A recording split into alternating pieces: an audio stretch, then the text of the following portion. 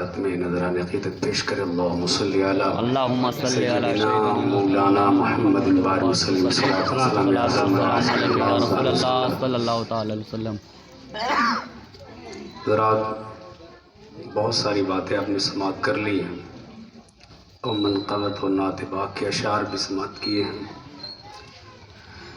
بہت زیادہ ضرورت نہیں ہے میری بولنے کی، چند باتیں آپ کے سامنے 11 بجے تک عرض کروں گا. حضرات، اولیاء کرام سے محبت و عقیدت رکھنا، ان سے شغف و لگاؤ رکھنا، یہ عقیدہ ہمارا اپنا نہیں ہے، بلکہ یہ عقائد قرآن و حدیث کے ذریعے سے ہمیں ملے. ہمارے عقائد میں جو کمزوری آتی ہے وہ چاہے ہم جیسے لوگ کی کم علمی ہو یا کچھ اور لوگوں کی کم علمی ہو، جو بھی کمی ہو ہم صحیح طور پر اس کو بیان نہیں کر پاتے. اللہ تبارک و تعالی کلام مجید فرقان حمید میں اپنے محبوب بندوں کا مختلف مقامات پر تذکرہ فرماتا ہے. ایک جگہ ارشاد فرماتا ہے، بڑی مشہور آیت کہ الا ان اولیاء اللہ لا خوف علیہم ولا هم یحزنون. خبردار، اللہ کے ولیوں کو نہ کوئی خوف ہے نہ کسی طرح کا حزن و ملال ہے. لیکن آگے چل کر اس نے ایک نشانی بھی بیان فرمائی کہ ہر بندہ کھڑا ہو کر کہے کہ ہم اللہ کے ولی ہیں تو یہ بات اس کی نہیں مانی جائے گی. آج بہت سی بازار سجی ہے اور اس بات کو آپ لوگ اچھی طریقے سے سننے کی اور عمل کرنے کی بھی کوشش کریں. یاد رہے کہ جو چیز اصل ہوتی ہے، قیمتی ہوتی ہے، اسی کی نقل مارکیٹ میں آتی ہے. 500 کی نوٹ جو بند ہو گئی ہے، کیا وہ نقلی آ رہی ہے؟ جب اصلی بند ہو گئی تو نقلی کی مارکیٹ ویسے ہی ختم ہو گئی. لیکن جو ہے اس وقت موجود 500 کی، وہ بن سکتی ہے اور لوگ اس پر محنت بھی کرتے ہیں، بناتے ہیں ڈپلیکیٹ. تو جب یہاں دھندے شروع ہو گئے اولیاء کرام کے نام پر، بزرگوں کے نام پر دھندے شروع ہو گئے، تو ایک بات تو پکی ہے کہ اصل موجود ہے، اور اصل موجود ہے اس لیے ڈپلیکیٹ بھی بازار میں موجود ہے. جو چیز اصل موجود ہوتی ہے اسی کی ڈپلیکیٹ بنتی ہے. تو ایک بات عرض کروں گا، دکانیں سجی پڑی ہیں، کوئی 40 سال سے وضو نہیں کیا ہے، غسل نہیں کیا ہے، نماز پہ نماز، اور اس کی نماز تو حرم میں ہوتی ہے. اس سے پوچھئے بھئی نماز آپ کیوں نہیں پڑھتے؟ کہ بابا ہمارے یہاں نماز نہیں پڑھتے، بابا ڈائریکٹ مدینہ شریف میں نماز پڑھتے ہیں. 40 سال تک وضو نہیں ٹوٹا ہے، اور بنائے تب تو ٹوٹے. بات صحیح ہے، ٹوٹے گا کیسے جب بنائے گئے؟ تو ایسے ہمارے یہاں مارکیٹ میں بابا اتر گئے ہیں جسے آج اس کا انکشاف کرنا اور ظاہر کرنا بہت ضروری ہے. ہم کہتے ہیں، سب کہتے ہیں ہم قرآن مانتے ہیں، مانو قرآن کی نہیں مانتے. قرآن کو کہتے ہیں ہم سب مانتے ہیں، الف لام میم کے الف سے لے کر بسم اور والناس کے سین تک سب مانتے ہیں. لیکن قرآن کہتا ہے کہ جو اللہ کے ولی ہے اس کی ایک پہچان بیان فرمائی، الذین آمنوا وکانوا یتقون. فرمایا اللہ کے ولی وہ ہوں گے جو ایماندار ہوں گے، اللہ اور رسول پر ایمان رکھتے ہوں گے، وکانوا یتقون، اور مسلسل اللہ کی عبادت کرتے ہوں گے. یہ تقوی و پرہیزگاری، یہ معیار ولایت کی پہچان کے لیے یہ آیت ہمیشہ قیامت تلک کے لیے آپ کے لیے ایک ایسا ہتھیار ہے اور ایک ایسی کسوٹی ہے جسے قیامت تلک آپ پہچان سکتے ہیں. لیکن ہم نہیں پہچانتے، بس دیکھ لیا کرامت، بس کسی نے بیان کر دیا ایسے ایسے بابا نے کیا، بس اسی کے پیچھے پڑ گئے. اور 2-4 کلو اگربتی لے آئے، اگل بغل چاروں طرف دھواں دھواں کرتے، تو ہم بس کرامت سن لیتے ہیں، بس اسی کے دیوانے ہو جاتے ہیں، کبھی یہ نہیں پرکھتے کہ الذین آمنوا وکانوا یتقون کی تفسیر ہے یا نہیں ہے، اس کی روشنی میں یہ بابا ہے یا نہیں ہے۔ پتہ چلتا ہے علماء کرام کے علاوہ جب میں کچھ بزرگوں سے جن کے بارے میں یہ شور ہوتا ہے، گھنٹوں ان کے ساتھ رہ لو، نہ کبھی مسجد میں آتے ہیں نہ کبھی کسی اور، ایسا نہیں کسی مسجد میں، کسی بھی مسجد میں نہیں جانتے، پھر سوچتا ہوں کہ شاید الگ مسلح بچھایا ہو، پتہ چلا مسلح کئی روز سے نہیں بچھا ہے۔ پھر ان باباؤں سے لوگ ملاقات کرتے ہیں، دستبوسی بھی ہوتی ہے اور خوب مال و زر سے انہیں نوازا جاتا ہے۔ قرآن کی مانو، قرآن کہتا ہے کہ اللہ کا ولی وہی ہوگا جو ایماندار ہونے کے ساتھ ساتھ پرہیزگار بھی ہوگا۔ اب جس کی داڑھی بھی نہ ہو وہ بھی اللہ کا ولی معاذ اللہ ٹھہرائے پڑے ہیں۔ 1400 سال ہو گیا، کسی ایک بزرگ نے نہیں کہا کہ داڑھی نہیں ہونی چاہیے، لیکن کسی آنے والے یہ جو نئے نئے ہیں وہ سب کہتے بھائی بابا نے داڑھی کر لی تو کیا ہوا، قرآن میں کہیں داڑھی کا ذکر نہیں ہے۔ میں کہتا ہوں قرآن میں تو نماز کا بھی ذکر نہیں ہے، 4 رکعت کیسے پڑھی جائے؟ تو قرآن میں بہت ساری اجمال ہے، قرآن اجمالی کتاب کا نام ہے، قرآن ڈیٹیل میں نہیں جاتا، قرآن صرف اجمال بیان کرتا ہے، اور اس اجمال سے تفصیلات پیدا ہوتی ہیں، آپ تفصیل کر سکتے ہیں، اس کی تشریح و تصریح کر سکتے ہیں۔ لہذا اللہ کے رسول علیہ السلام سے پوچھا گیا، یا رسول اللہ من اولیاء اللہ، یا رسول اللہ بتائیں اللہ کے ولی کون ہوتے ہیں؟ آپ نے فرمایا الذین اذا ذکر اللہ، فرمایا اللہ کے ولی وہ ہوتے ہیں جب انہیں دیکھو تو اللہ یاد آ جائے۔ اب مطلب یہ ہے کہ اللہ یاد آ جائے، کوئی شکل میں نہیں، اللہ یاد آ جانے کا مطلب ہے کہ انہیں دیکھو تو نماز پڑھنے کا جی چاہے، دیکھو تو روزے میں تڑپ پیدا ہو، انہیں دیکھو تو اچھے کام کرنے کی طبیعت کرے، انہیں دیکھو تو گناہوں سے باز آنے کی بات دل میں بات پیدا ہو جائے، اسے کہتے ہیں کہ جب انہیں دیکھو تو اللہ یاد آ جائے۔ نہ جانے کن کو لوگ دیکھتے ہیں نمازیں چھوڑ بیٹھتے ہیں، دیکھتے ہیں تو مسجدیں چھوڑ دیتے ہیں، دیکھتے ہیں تو روزہ بھی چلا جاتا ہے، دیکھتے ہیں تو پھر اچھے کام بھی چھوٹ جاتے ہیں، اور دیکھتے ہیں پھر اس کے بعد نگاہیں بھی بھٹکتی رہتی ہیں، پتہ چلا انہوں نے اللہ کے ولی کو نہیں کسی کھلی اور بلی کو دیکھا ہے۔ اللہ کے ولی کو دیکھنے والے کی نگاہیں بدل جاتی ہیں، اس کی دل کی دنیا تبدیل ہو جاتی ہے۔ کن ولیوں کو دیکھا ہے؟ اللہ اکبر۔ میں عرض کروں گا کہ اللہ کے ولی کا پاور کیا ہے، اور میں صرف ہوا میں نہیں، کیونکہ بات ریکارڈ کا دور ہے، ریکارڈنگ کا۔ بخاری شریف آج ہی میں نے بچے سے اٹھاؤ، بخاری شریف جلد ثانی صفحہ 963 پر حضرت ابو ہریرہ رضی اللہ تعالی عنہ سے روایت، بڑی لمبی حدیث ہے، مختصراً عرض کروں گا۔ نبی کریم علیہ السلام نے ارشاد فرمایا من عادالی ولیا فقد آذنتہ بالحرب۔ ابھی آپ نے سنا کہ جو میرے ولی سے دشمنی رکھے، اللہ تبارک و تعالیٰ کا اللہ کی طرف سے اس کو اعلان جنگ ہے۔ اور پھر آگے ارشاد فرمایا کہ ولا یزال یتقرب الی عبد بالنوافل، پھر بندے مومن اللہ کا ولی نوافل کے ذریعے میرا قرب حاصل کر لیتا ہے، بہت قریب ہو جاتا ہے۔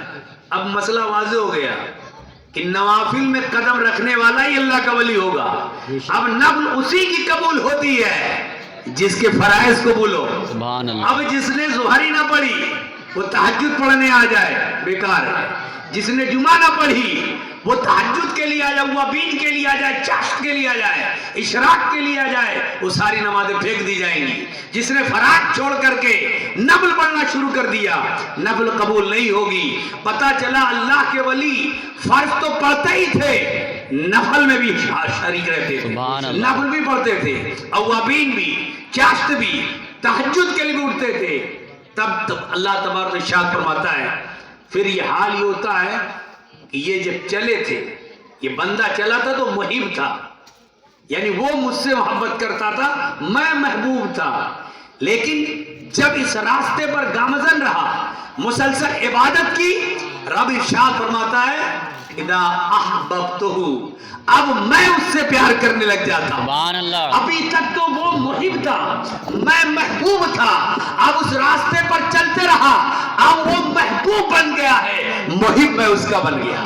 پہلے وہ جو مانگتا تھا میں اسے عطا کرتا تھا، اب وہ جو کچھ کہتا ہے میں اسے پورا کر دیتا ہوں۔ یہ منزل ہوتی ہے۔ پھر حال کیا ہوتا ہے؟ فَكُنْتُ سَمْعُ الَّذِي يَسْمَعُ بِهِ، پھر میں اس کے کان بن جاتا ہوں جس سے سنتا ہے۔ وَبَصَرُهُ الَّذِي يُبْصِرُ بِهِ، میں اس کی آنکھ بن جاتا ہوں جس سے وہ دیکھتا ہے۔ اور پھر میں اس کے وَيَدُهُ الَّتِي يَبْطِشُ بِهَا، میں اس کے ہاتھ بن جاتا ہوں جس سے وہ پکڑتا ہے۔ وَرِجْلُهُ الَّتِي يَمْشِي بِهَا، میں اس کے پاؤں بن جاتا ہوں جس سے چلتا ہے۔ اور اسی بخاری شریف کے آگے بائیں طرف حاشیے میں لکھا ہے کہ ایک روایت میں تو فی روایتی، ایک روایت میں آتا ہے وَلِسَانُهُ الَّذِي يَتَكَلَّمُ بِهِ، میں اس کی زبان بن جاتا ہوں جس سے وہ بات کرتا رہتا ہے۔ اللہ کے ولی کی ہوتی ہے گفتار اللہ تبارک و تعالیٰ کی، اثر اللہ تبارک و تعالیٰ کا ہوتا ہے۔ تو یہ اللہ تبارک و تعالیٰ نے یہ مقام اپنے محبوب بندوں کو عطا کیا۔ اب کوئی اس پر کوئی کلام کر نہیں سکتا کہ میں اس کے کان بن جاتا ہوں۔ آئے کتنے بڑے علماء آپ بات کریں نا کہ حضور نے جو اپنے فیض زبان فیض ترجمان سے بیان کر دیا کہ میں اس کے کان بن جاتا ہوں، بھائی ظاہر سی بات ہے جس کے کان خود رب بن جائے، بتاؤ کوئی دنیا کی کوئی ایسی طاقت ہے جو اس کی آواز کو روک سکتی؟ اس کے کان میں پہنچنے سے کوئی طاقت روک سکتی ہے؟ یہ تو خود رب کے مصطفیٰ صلی اللہ علیہ وسلم نے بیان کیا۔ اور قرآن نے کیا کہا؟ قرآن نے کہا، اب میں 26واں پارہ اکثر پڑھتا ہوں، 24ویں پارہ، نحن اولیاؤکم فی الحیات الدنیا و فی الآخرہ، اے اللہ کے ولیوں میں تو تمہارا دنیا میں بھی مددگار ہوں اور آخرت میں بھی مددگار ہوں، اور ایسا مددگار ہوں وَلَكُمْ فِيهَا مَا تَشْتَهِي أَنفُسُكُمْ، جو تم طلب کرو گے، مَا أَنفُسُكُمْ، جو تمہارا دل چاہے گا میں تمہیں عطا کروں گا۔ اب علماء نے اس میں تشریح کی کہ ماں عموم پر داخل ہوتا ہے، عموم کے لیے بولا جاتا ہے، جس کی ڈیفینیشن ہے ماں کی ينتظم جمعا من الافراد، ماں اسے کہتے ہیں جو کائنات کی ہر شے کو ایک لڑی میں پرو لیتا ہے۔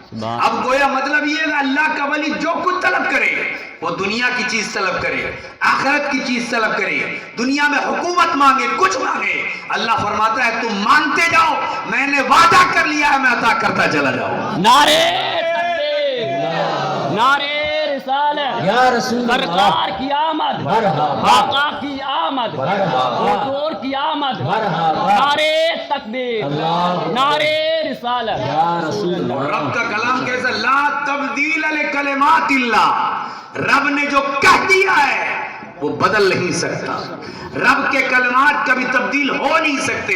یہ میں نے قرآن اور بخاری شریف کے سارے میں نے آپ کو یہ باتیں بتائی، آپ ذرا غور کریں کہ قرآن پاک کو انشاءاللہ تعالی جمعہ میں آپ سنیں گے، میں ڈیٹیل کے ساتھ وہاں عرض کروں گا، غوث پاک کے تعلق سے میں نے عرض کر دیا ہے، میں بات دہرانا نہیں چاہتا لیکن یہ اشارہ ضرور کرنا چاہتا ہوں، قرآن میں بھی کرامت کا تذکرہ موجود ہے، اس لیے کہتا ہوں من حیث الکرامت، اگر کسی شخص نے کرامت کا انکار کیا تو دائرہ اسلام سے خارج ہو جائے گا، مطلقاً بغیر کسی قید کے کرامت کا انکار کرنا یہ کفر ہے، کیونکہ قرآن کے دامن میں بھی کرامت کا تذکرہ ہے۔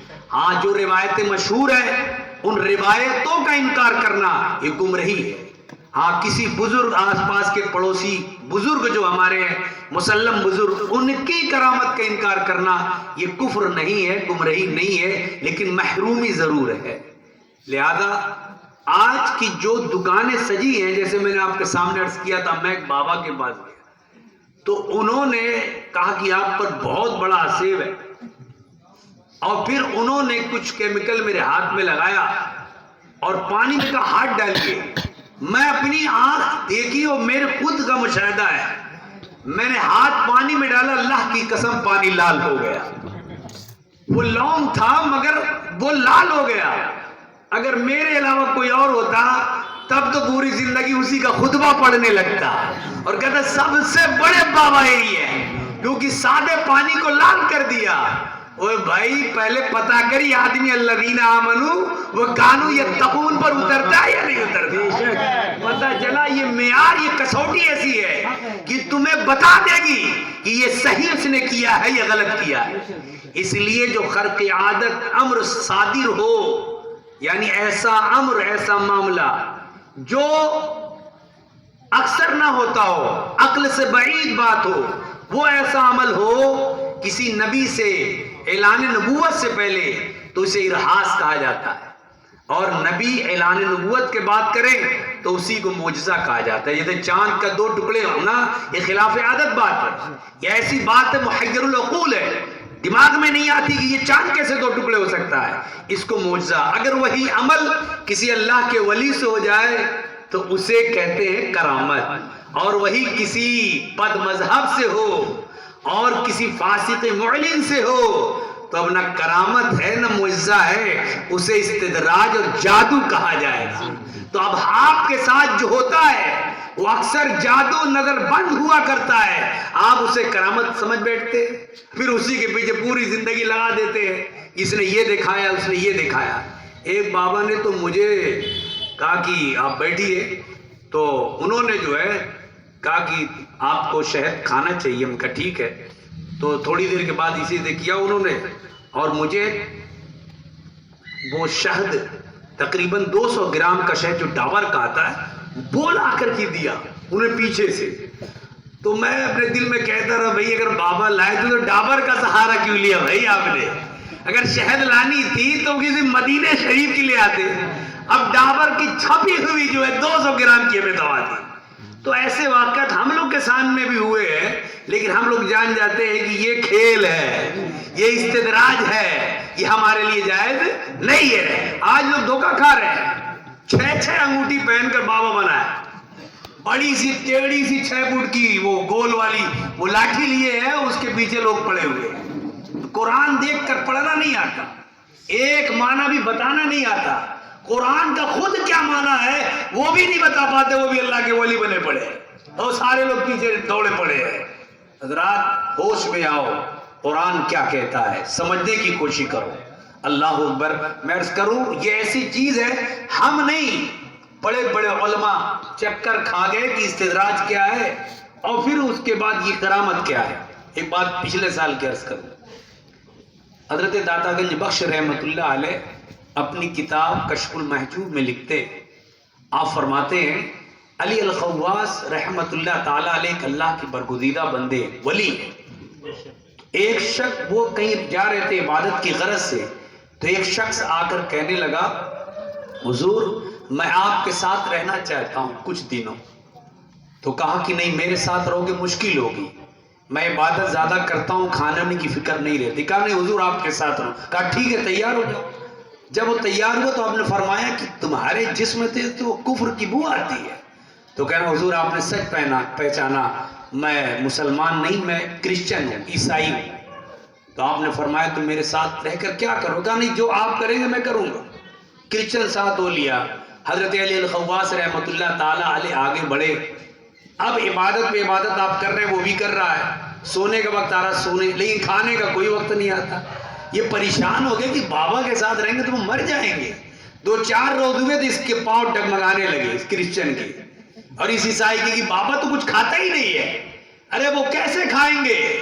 ایسے لوگوں کو اللہ تعالیٰ نے بڑی قوت اور طاقت عطا فرمائی، سبحان اللہ، بے شک بہت طاقت عطا فرماتا ہے۔ لہذا اب وہ پریشان ہو گیا، کہنے لگا حضور آپ بھوکے ہیں، یہ چل جائے گا لیکن ہم نہیں رہ پائیں گے، آپ اللہ سے دعا کر دیجئے کہ کچھ مل جائے۔ تو آپ اللہ کی بارگاہ میں سجدریز ہوئے اور رب کی بارگاہ میں عرض کی مولا کھانے کا انتظام فرما اور اس منکر اور کافر کے سامنے ہمیں رسوائی سے بچا لے۔ یہ سجدے میں دعا کی کہ رسوائی سے یا اللہ بچا لے۔ سجدے سے جب فارغ ہوئے تو آسمان سے ایک طبق نازل ہوا، سبحان اللہ، ایک طبق، اور اس طبق میں 2 روٹیاں تھی، 2 پیالے تھے، شربت کے پیالے تھے، ایک روٹی اسے دی، پیالہ دیا، ایک روٹی خود لی، پیالہ لیا۔ اب کھا پی لے، پھر تیاری ہوگی عبادت کی۔ 2-4 روز پھر گزرے، پھر اس کی حالت تباہ ہونے لگی۔ کہا حضور تو حضرت شیخ علی خواص فرماتے ہیں میں نے سوچا یہ پھر کہے گا اور روز روز طبیعت ویسی نہیں ہوتی، پتہ نہیں آج دعا قبول ہوگی نہیں ہوگی، اس کے کہنے سے پہلے آپ نے خود کہہ دیا کہ پادری تو عیسائی تو بھی تو اپنے رب کو مانتا ہے، آج تو دعا کر، میں دعا نہیں کروں گا۔ تو اس نے کہا چلو میں ہی دعا کرتا ہوں، اس نے بھی سجدے میں سر رکھ دیا۔ علی الخواص کہتے ہیں کہ اس کے سجدہ رکھنے سے کیا ہوگا، اس کی یہ کوئی ولی ہے، کوئی اللہ کا نیک بندہ، اس کے رکھنے سے کیا ہوگا؟ لیکن وہ جب سجدے سے سر اٹھایا، آسمان سے پھر ایک طبق نازل ہوا، اور طبق نازل ہوا تو اس میں اب 2 روٹی نہیں 4 روٹیاں تھیں اور 4 پیالے شربت کے تھے۔ اس نے کہا کل یا شیخ کھائیے۔ آپ نے فرمایا نہیں کھاؤں گا۔ آپ کیوں نہیں کہا؟ کہا کہ یہ کوئی کرامت نہیں ہے، استدراج ہے، جادو ہے، اور جادو کا سامان ہم نہیں کھاتے۔ کہا حضور یہ جادو نہیں ہے، یہ کرامت ہی ہے، یہ آپ کھانا بھی کھائیے اور 2 مبارکیں وصول کیجئے۔ ایک یہ، آپ کیا سمجھتے ہیں کہ میں نے سجدے میں کسے پکارا؟ سوچئے، میں آپ کو بتانا چاہتا ہوں، میں نے سجدے میں یہ کہا یا اللہ اگر اسلام سچا مذہب ہے تو 1 پیالہ 2 پیالہ شربت 2 روٹی اس کے صدقے میں نازل کر، اور اگر علی الخواص تیرا سچا ولی ہے تو اس کے صدقے میں 2 پیالہ 2 روٹیاں نازل کر۔ آپ اپنی مبارکیں وصول کریے۔ ایک تو آپ اللہ کے ولی ہیں، اس بات کو آپ مانیے یہ اللہ تعالیٰ کی طرف سے ہے، دوسرے آپ مجھے مسلمان بنائیے کیونکہ اسلام سچا مذہب ہے۔ یا رسول اللہ زندہ باد۔ اتنا بڑا عالم، اتنے بڑے ولی بھی تھوڑی دیر کے لیے شک میں پڑ گئے، استدراج کیا ہے، جادو کیا ہے اور کرامت کیا ہے۔ ہما و شما کی کیا حالت ہے؟ ہم بس دے کے مریض گیا ٹھیک ہو گیا، ہم سچے یہ وہ کہ بابا ہو گئے۔ بھائی الذین آمنوا وکانوا یتقون ہمیشہ پڑھو جا کر کے 11ویں پارہ میں اس کو پڑھیے، انشاءاللہ تعالیٰ سمجھ میں آ جائے گا کہ کیا کہنا چاہتا اللہ تبارک تعالیٰ، کون ہوگا۔ لہذا ایک بات آخری عرض کروں گا، جو میں نے 11 کہا تھا، 11 کا وعدہ پورا ہو گیا، میں زیادہ نہیں وقت لوں گا، آخری بات عرض کرنا چاہتا ہوں، وہ یہ کہ قرآن پاک میں بھی کرامت کا تذکرہ ہے اور اس کا انکار کرنا کفر ہے۔ اور اس طور پر آخری بات آپ سماعت کر لیں، سورہ آل عمران 3 پارہ آیت نمبر 30 سے آپ پڑھیے، 30 31 32 34 35 36 37۔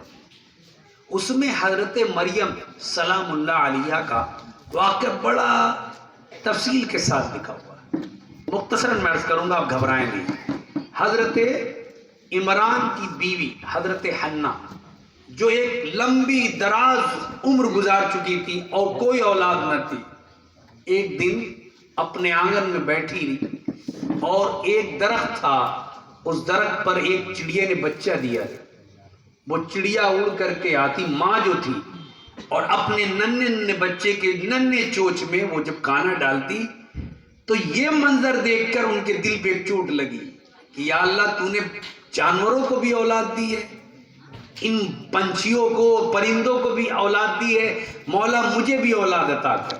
یہ دعا کی اس بڑھوتی میں تو اللہ تبارک و تعالیٰ نے اس دعا کو قبول فرمایا، اور پھر وہ بھی امید سے امید تو انہوں نے دعا کی، مولا جو میرے شکم میں ہے جو ہے، جب اس کی پیدائش ہوگی تو بیت المقدس کی خدمت کے لیے اسے وقف کر دوں۔ یہ قرآن میں ہے۔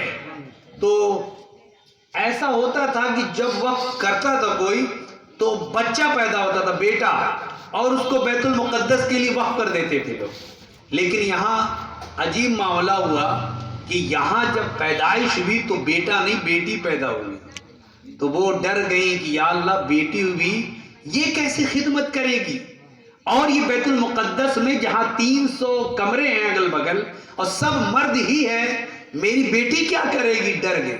اللہ نے ارشاد فرمایا اللہ خوب جانتا ہے جو اس نے جنا ہے، بے شک۔ اور سنو وَلَيْسَ الذَّكْرُ كَالْأُنثَىٰ، یہ جیسی بیٹی ہے نا ایسے بہت سے بیٹے بھی نہیں ہوتے۔ انی سمیتها مریم، میں نے اس کا نام مریم رکھا ہے، یعنی مریم وہ ایسی خاتون ہے کہ اللہ تبارک بہت سے مردوں سے اللہ تعالیٰ نے اسے افضل پیدا فرمایا۔ سبحان اللہ۔ ڈر اس بات کا تھا کہ کیسے پرورش ہوگی، کیسے ہم وقف کریں گے، یہ فکر ستا رہی۔ تو کسی نے کہا کہ ایسا ہے کچھ معمر عمر دراز بزرگ ہستی کے ان کے حوالے کر دو۔ وہ اس میں رہیں گے، ان کی دیکھ بھال کریں گے، نظر بھی پوری ہو جائے گی، منت پوری ہو جائے گی۔ کہا ٹھیک ہے، اعلان ہو گیا کہ عمران کے گھر ایسا سا معاملہ ہے، کون خدمت کرے گا؟ ہر کوئی چاہتا تھا کہ ہم ہوں، اتنا بڑا خاندان تھا، 7 سے 13 یا اس سے زیادہ علماء پہنچ گئے، بڑے بڑے لوگ کہ ہم خدمت کریں گے۔ لیکن اسی میں حضرت زکریا علیہ السلام بھی تھے۔ وہ پہنچے تو ٹاسک کرایا گیا، چٹھیاں اڑائی گئی، قرعہ ڈالا گیا، کیونکہ بھیڑ ہو گئی تو قرعہ حضرت زکریا علیہ السلام کے نام نکلا، اور وہ ان کے رشتے میں خالو لگتے تھے۔ یہ بھی 120 سال کے تھے، ان کی اہلیہ 99 سال کی تھی، ان کی بھی کوئی اولاد نہیں تھی۔ انہوں نے سوچا کہ حضرت مریم کو پالیں گے تو ایک بیٹی کی جو کمی ہے اولاد کی وہ پوری ہو جائے گی۔ اللہ اکبر۔ پھر کیا تھا، مختصر عرض کروں، پھر اس کے بعد جب اس لائق ہوگی حضرت مریم کہ ان کو وقف کیا جائے، تو اس عمر میں زکریا علیہ السلام ان کو لوا گئے، اور لوا گئے۔ ایک کمرہ تھا، اس کمرے میں مصلی بچھاتی، نماز پڑھتی، قیام کرتی اور روزہ رکھتی، افطاری کرتی، سحری کرتی۔ حضرت زکریا علیہ السلام آتے چلے جاتے، آتے چلے جاتے، جب باہر جاتے تالا بند کر دیتے، واپس آتے تالا کھول کے اندر جاتے۔ ایک مرتبہ جب روزے سے تھی، آپ دور نکل گئے اور افطاری کا وقت تھا، آپ جلدی سے آئے، افطاری کا وقت پار کر گیا، جلدی جلدی آئے، آپ نے تالا کھولا اور کنڈی نیچے کی، دروازہ کھولا۔ آپ جب پہنچے تو قرآن کہتا ہے جب آپ پہنچے وجد عندہا رزقا، تو آپ نے دیکھا وہاں بن موسم کے پھل رکھے ہوئے۔ سبحان اللہ۔ کوئی اندر جا نہیں سکتا تھا اور اندر سے کوئی باہر نکل نہیں سکتا تھا، اور وہ بھی جو پھل موجود تھے وہ بھی بن موسم تھے۔ جیسے آج کل آم اگر مل جائے تو تعجب کی بات ہے، بے شک۔ تو بن موسم کے پھل وہاں موجود تھے۔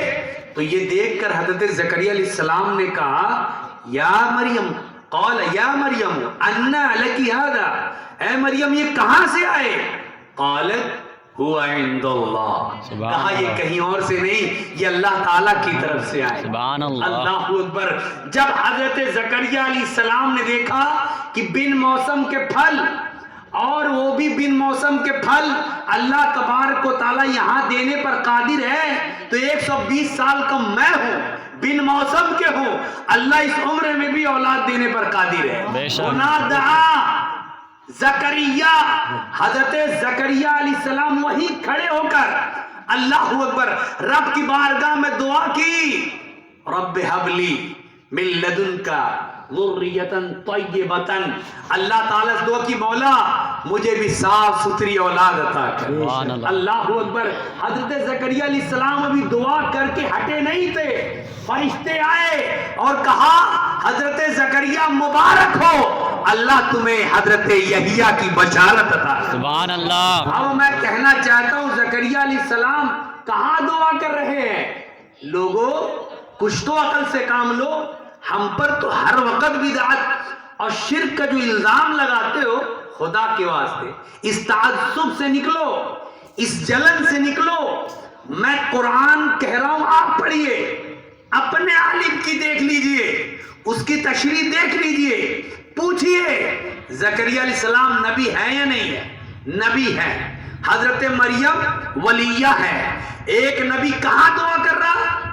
ولیہ کے کمرے میں، حالانکہ اس کے سامنے مصلی کی جا ہے، مصلی بچھا ہے، امامت کی جگہ ہے، اور مقام صخر بھی ہے وہاں پر، یعنی مبارک جگہ موجود ہے۔ یہ نہیں کہا اللہ نے یہاں دعا کر رہے ہو، ارے نبی ادھر آؤ، مصلی پر آؤ، بیت المقدس کی طرف چہرہ کرو، نماز پڑھو، پھر مجھ سے دعا کرو، یہ کچھ نہیں کہا۔ اللہ نے فرمایا ہم تمہیں یحییٰ کی بشارت دیتے ہیں۔ پتہ کیا چلا؟ پتہ یہ چلا کہ زکریا علیہ السلام نے جہاں دیکھا کہ اللہ کی رحمت اتر رہی ہے وہی دعا شروع کر دی۔ اس لیے کیونکہ جہاں اللہ کی رحمت کا نزول ہوتا ہے وہاں دعائیں جلدی قبول ہوا کرتی ہیں۔ یہ مسئلہ سمجھایا ہے۔ اب لوگ کہتے ہیں اللہ ہر جگہ سنتا ہے، بے شک، کیا اس میں بھی کسی کو اختلاف ہے؟ اللہ ہر جگہ سنتا ہے مگر قبول وہی کرتا ہے جہاں اللہ کی رحمتوں کا نزول ہوا کرتا ہے۔ ہم تو قرآن میں پڑھے ہیں نا 24ویں پارے من الذین قالوا ربنا اللہ ثم استقاموا تتنزل علیہم الملائکہ، جو کہتے ہیں اللہ ہمارا رب ہے اسی پر قائم رہتے تو اللہ کے فرشتوں کا نزول ہوتا ہے. اور امام فخر الدین رازی رحمۃ اللہ علیہ 900 سال پہلے کے بزرگ ہیں، آپ فرماتے ہیں اللہ کا ولی جہاں دفن ہوتا ہے اللہ تعالیٰ کے مقرب فرشتوں کا نزول ہوا کرتا ہے، رحمتوں کی بارش ہوتی ہے. تو بزرگوں کے مدار پر جانے کا ایک مقصد یہی ہوتا ہے کہ یہاں رحمتوں کا نزول ہوتا ہے، یہاں اس بزرگ کے وسیلے سے رب سے مانگیں گے تو اللہ تبارک و تعالیٰ ضرور عطا فرمائے. آپ دعا کریں، اسکرین ہو آپ کے سامنے، فلم دیکھ رہے ہو، مانس ٹاکیز ہو چاہے ہمارے یہاں کی جو بھی ٹاکیز ہو، ترنگ وغیرہ جو بھی ہو، سب ٹاکیزیں بند ہو گئی. موبائل نے ساری ٹاکیزوں پر پانی پھیر دیا. موبائل صرف اچھائی کو، صرف برائی کو نہیں مٹایا، اس نے اچھائی بھی ختم کر دی ہے موبائل میں، خیر برائی بھی ختم کی. تو اگر کوئی ٹاکیز میں ہو اور وہاں دعا کرے، کیا اللہ تعالیٰ وہاں نہیں سنے گا؟ سب کا عقیدہ وہاں بھی اللہ سنے گا. بھائی ٹاکیز میں کوئی دعا کرے، کوئی فلم دیکھ رہا ہو دعا کرے، اللہ وہاں بھی، مگر آپ کا وجدان اور آپ کا ایمان کہے گا اللہ ایسی دعا قبول نہیں کرے گا. تو ایسے ہی جہاں پر اللہ ہر جگہ سنتا ہے مگر قبول وہی کرتا ہے جہاں اس کی رحمت کا نزول ہوتا ہے. اسی لیے مسجدوں میں دعا کرتے ہیں کیونکہ مسجدوں میں اللہ تعالیٰ کی رحمت کا نزول ہوا کرتا ہے. تو اللہ تعالیٰ ہمیں بزرگوں سے شغف رکھنے، ان سے محبت کرنے اور عقیدے میں ہمیں پختگی لانے کی ضرورت ہے. پختہ کریں عقیدہ. اللہ کے بزرگ بہت بڑی نعمت ہے. اللہ تبارک و تعالیٰ انہیں بے پناہ قوتوں سے نوازتا ہے. غوث پاک رضی اللہ تعالی عنہ کی پوری زندگی کا لب لباب ایک چیز ہے، اور آپ نے فرمایا تھا اگر کسی شخص کو علم طریقت چاہیے، علم شریعت چاہیے، علم معرفت چاہیے، علم حقیقت چاہیے، فرمایا چاروں طریقے اگر چاہیے، والقرآن جامع بجمیعها ظاہرا و باطنا، قرآن پڑھ لو تمہیں علم معرفت بھی آ جائے گا، علم حقیقت بھی آ جائے گا، علم طریقت بھی آ جائے گا، علم شریعت بھی تمہیں آ جائے گا. بس قرآن سچے دل سے پڑھو، اللہ تعالیٰ تمہیں ساری برکتیں نواز دے گا. نعرہ تکبیر، نعرہ رسالت، مسلک اعلی حضرت قاری جہانگیر احمد عزیزی، نعرہ تکبیر، نعرہ رسالت. استغفر اللہ. یا نبی سلام علیکہ، یا رسول سلام علیکہ، یا حبیب سلام علیکہ، صلوات اللہ علیکہ. آپ کا تشریف لانا وقت بھی کتنا سہانا، جگمگا اٹھا زمانہ، حور گاتی تھی ترانہ. یا حبیبی یا رسول اللہ، یا نبی سلام علیکہ، یا رسول سلام علیکہ، یا حبیب سلام علیکہ، صلوات اللہ علیکہ. یا رسول اللہ ہم تیری بارگاہ میں عرض کرتے ہیں یا رسول اللہ صلی اللہ تعالی علیہ وسلم، دین کی خیرات دے دو، پھر وہی دن رات دے دو، ہر دل مسلم کو آقا پھر وہی جذبات دے دو. یا حبیبی یا رسول اللہ، یا نبی سلام علیکہ، یا رسول سلام علیکہ، یا حبیب سلام علیکہ، صلوات اللہ علیکہ. الصلاۃ والسلام علیکہ یا رسول اللہ، الصلاۃ والسلام علیکہ یا حبیب اللہ، وعلی آلک واصحابک یا شفیع يشفينا يوم الجزاء. اللهم صل على سيدنا مولانا محمد وآله وسلم. صلاة و سلام علیک یا رسول اللہ صلی اللہ علیہ وسلم. مولا تعالیٰ تلاوت کلام پاک سے لے کر درود و سلام تک جو کچھ بھی نظر و نظر میں پیش کیا گیا مولا تعالیٰ شنی موجود ہے. پڑھنے میں پیش کرنے میں جو کوتاہیاں غلطیاں ہوئی مولا اسے معاف فرما. جو درست و صحیح ہے اسے اپنی بارگاہ میں قبول فرما. سارا جو ثواب بطور نظر ہم تیرے محبوب علیہ السلام کی بارگاہ میں پیش کرتے اسے قبول فرما. مولا تعالیٰ جو لوگ اور نبی کریم صلی اللہ علیہ وسلم کے صدقے میں سارے مسوات جملہ و مرسلین علیہ الصلوۃ و تسلیمات جملہ ازواج مطہرات اہل بیت کرام آل اطہار اولاد امجاد رضوان اللہ تعالی علیہ مجمعین کو عطا فرما. جملہ اولیاء اصفیاء اتقیاء علماء کرام بزرگان الدین رضوان اللہ تعالی علیہ مجمعین کو مرحمت فرما. خصوصیت کے ساتھ سارا جو ثواب غوث سمدانی قطب ربانی شہباد مکانی پیر لاسانی شیخ عبدالقادر محی الدین بغدادی جیلانی رضی اللہ تعالی عنہ کی مقدس بارگاہ میں نظر کرتے مولا قبول فرما.